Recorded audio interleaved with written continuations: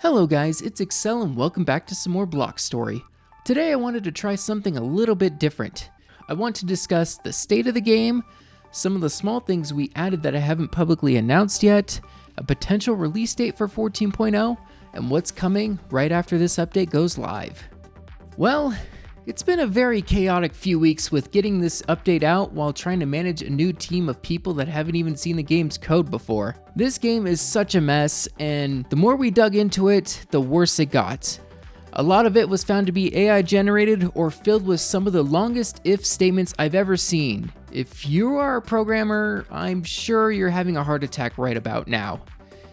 The fact that this team is still together on this project, rewriting this mess, and still adding new content is a miracle. So 2 weeks ago, I hosted some private beta tests with a few testers, fixed the issues that they came across, and felt comfortable enough to release it into an open beta.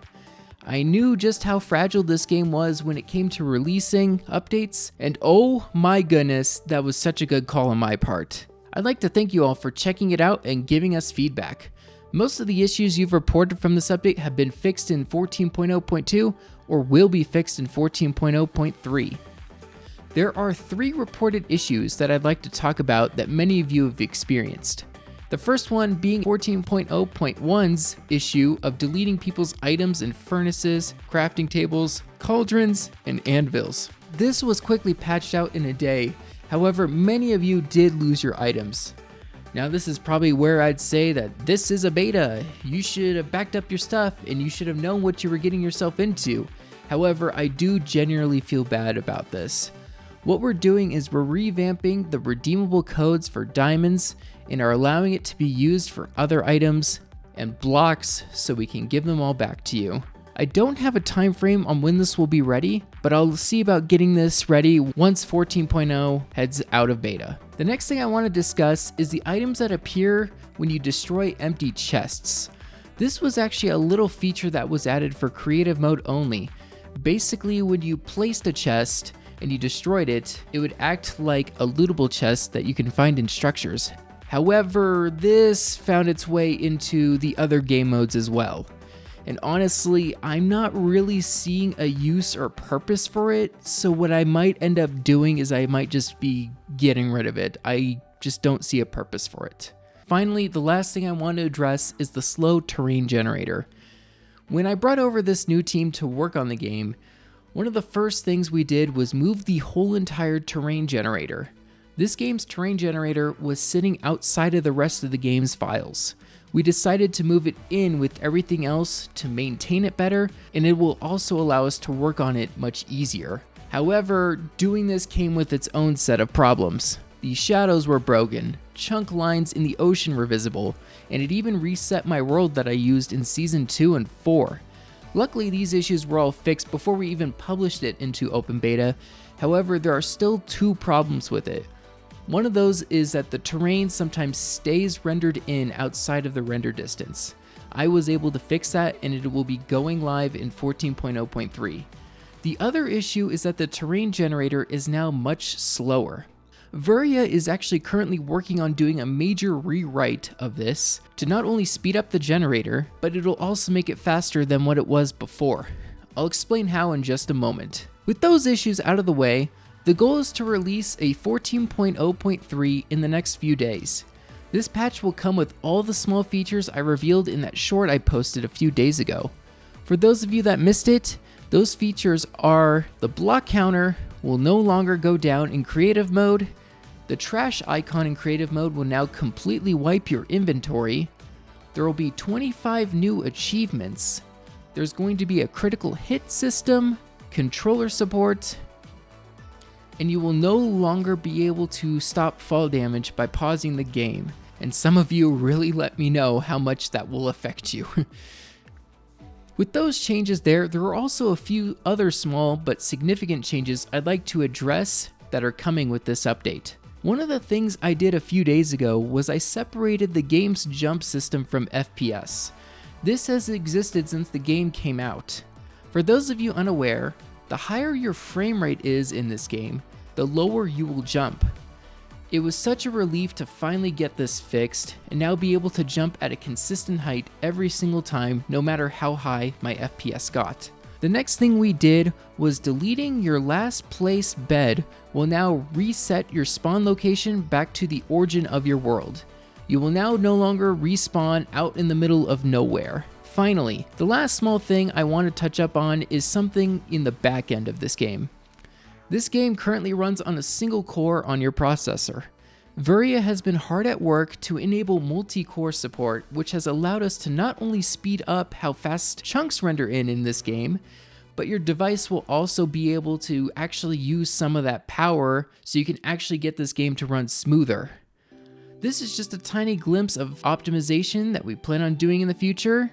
Speaking of the future, let's talk a little bit about that, shall we? If all goes well, 14.0.3 will be the last beta patch before we go live, and from there, it's on to working on the next things. In my most recent dev stream, I posted a roadmap of things we are planning on working on. Some of those things are already underway. Oh, it's so nice to have a bigger team working on this game. Terrain Generator version 3 is currently in its concept stage. We have some artists that have already made some new blocks for it, and we have some folks designing new structures for it as well. The lighting revamp is slowly coming along as well, with mip mapping, ambient occlusion, new shaders, and so much more. The goal with this new lighting system is to not only make it look much better, but to also make it run much better as well, so we're not blowing up your mobile devices. The combat overhaul is the one that hasn't received much work yet. However, the new critical hit system that is coming in 14.0 is a very small sneak peek as to what I have planned for it in the future. I'm very passionate about combat, and I cannot wait to do a complete overhaul of it to make this game feel very fun to play. Finally, there is one last thing I want to address, but I haven't talked about it yet on this channel, and that is this game's UI. This game's UI is handled by a plugin called NGUI.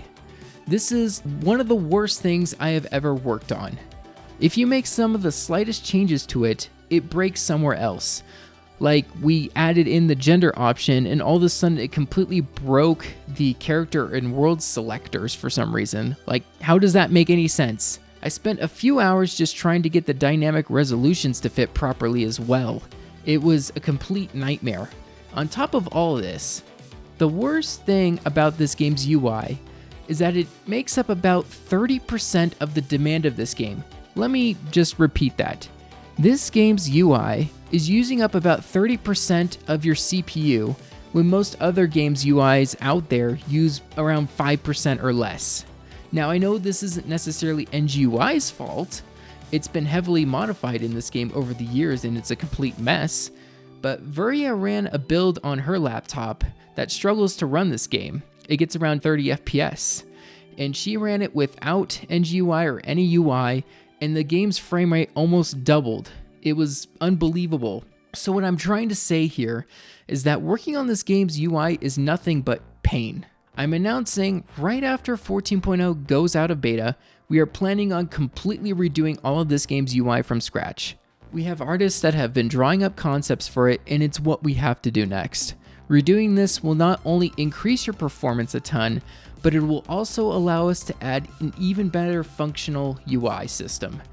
I know many of you really want better control of managing your inventory, like a search bar, sorting all items button, being able to move things around quicker, a deposit all button, and so on. Redoing the UI will allow us to make all these changes possible, and it'll also allow us to add in even more gameplay features that need some UI in order to work. I hope you all understand why we're going in this direction. Let me know what you all think about this. Finally, the last thing I want to talk about is a release date. It's not quite a hard deadline, it really just depends how 14.0.3 goes. The goal is for 14.0.3 to be out in the next few days here.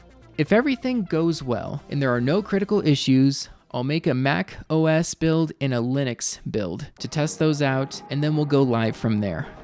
After that, it's on to redoing the game's UI to provide a smoother, more functional experience that this game has needed for over the past 10 years. What are your thoughts on version 14 so far? Have you tried it out yet? Are you excited for the new age of Block Story? Let me know down in the comments section below. Thank you all for watching. Xcel signing off.